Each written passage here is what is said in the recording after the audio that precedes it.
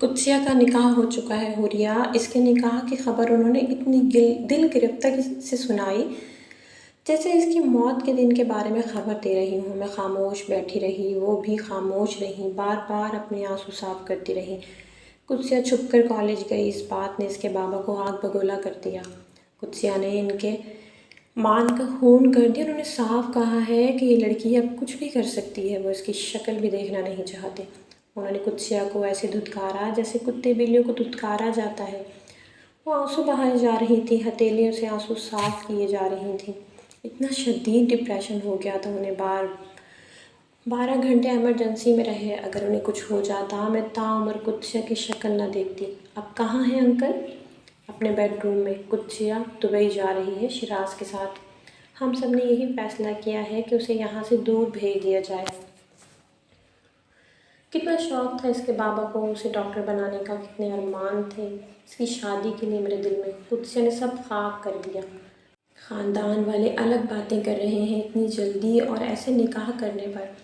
اگر شیراز نہ ہوتا تو ہم کیا کرتے؟ تم سے ملنا چاہتی ہے۔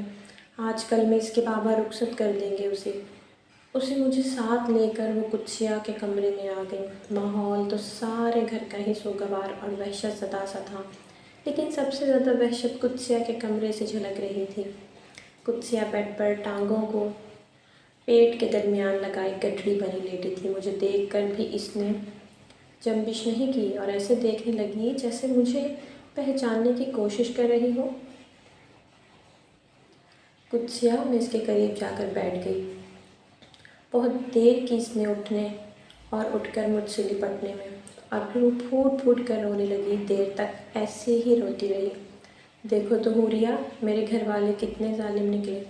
انہوں نے میری ایک نہیں سنی۔ التجائیں، ضد، غصہ، کیا نہیں کیا میں نے، لیکن کوئی نہیں مانا۔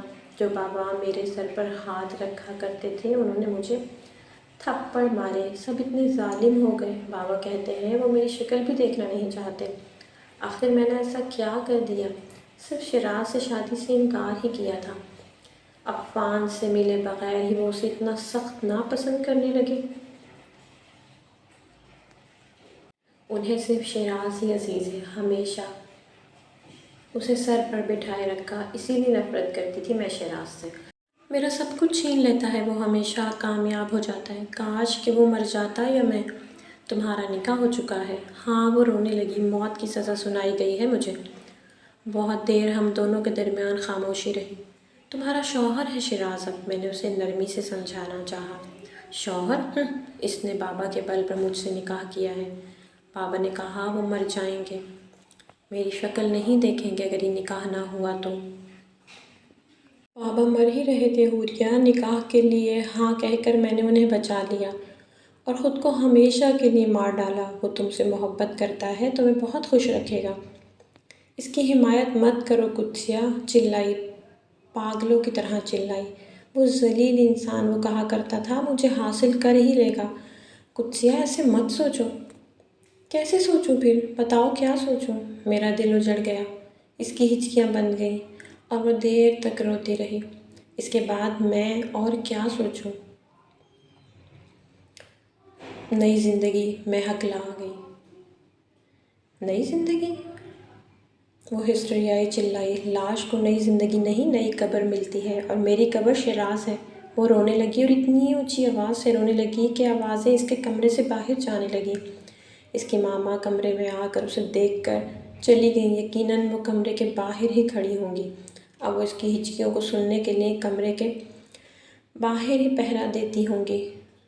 وہ کئی بار اسے دیکھ کر جاتی ہوں گی۔ حوریہ، جب میں اٹھ کر واپس جانے لگی تو وہ سپاٹ آواز میں بولی، عفان سے کہنا میری شادی ہو گئی ہے اور میں بہت خوش ہوں۔ عفان کو ایک بہت بڑا ہارٹ سرجن بننا ہے اور میں نہیں چاہتی کہ اس ہارٹ سرجن کے اپنے دل میں نقص ہو۔ دکھ دلوں کا روگ بن جاتے ہیں اور محبت سے بڑا کوئی روگ نہیں۔ تم اس سے فون پر بات کر لو، میں نے اپنے آنسو چھپا کے کہا۔ اگر اس کی آواز سنی تو زہر کھا لوں گی۔ وہ پہلے سے زیادہ شدت سے رونے لگی۔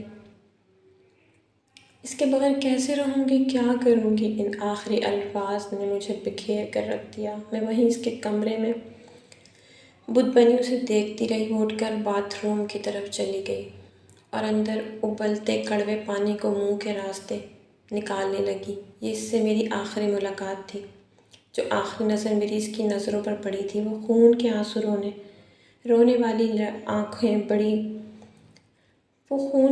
رونے والی آنکھوں پر پڑی تھیں اور وہ اجاڑ اور بردبار آنکھیں تھیں۔ اس ساری رات میں سو نہیں سکی، اس کی ہچکیاں مجھے بار بار سنائی دے رہی تھیں۔ ایک ایک آنسو چلا کر کہہ رہا تھا کہ وہ اور عفان ایک تھے، وہ دونوں ایک دوسرے کے لیے تھے۔ اس نے اپنے دل کو عفان کے لیے آباد کیا تھا اور اسی آباد دل کو اجاڑ کر کسی اور کی بیوی بن چکی تھی، قدسیہ شیراز کی ہو چکی تھی، حوریہ کو عفان کا ہونا تھا۔ تو پیارے ریڈرز، ہوپ کرتی ہوں اسٹوری آپ کو اچھی لگی۔ اگر اسٹوری اچھی لگے تو کمنٹ باکس میں اپنی قیمتی رائے کا اظہار ضرور کیجیے گا۔ اللہ حافظ۔